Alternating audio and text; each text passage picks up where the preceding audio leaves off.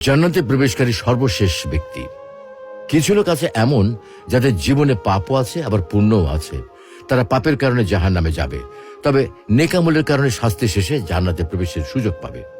কিয়ামতের দিন পাপের কারণে গুনাহগারদের জাহান্নামে নিক্ষেপ করা হবে, কিন্তু একটা সময় আল্লাহ তাআলা নিজ রহমতের প্রাধান্যের কারণে ঘোষণা করবেন, জাহান্নামের শাস্তি ভোগকারীদের মধ্যে যাদের সৎকর্ম রয়েছে, যাদের কপালে সেজদার চিহ্ন আছে, তাদের জাহান্নাম থেকে বের করে নিয়ে এসো। আল্লাহ রাব্বুল আলামিনের এই আদেশ পাওয়া মাত্র ফেরেশতাগণ কিছু মানুষকে জাহান্নাম থেকে বের করে নিয়ে আসবেন, তাদের এক বিশেষ প্রকারের পানি দ্বারা গোসল করাবেন। আর এই সর্বশেষ ব্যক্তিটি হামাগুড়ি দিয়ে জাহান্নাম থেকে উঠে এসে একটা সুন্দর গাছ দেখতে পাবে। তখন সে ওই গাছটার ছায়ায় বসতে চাইবে, সেখানে একটু পানি পান করতে চাইবে, বলবে এর বেশি কিছু আর চাইবো না।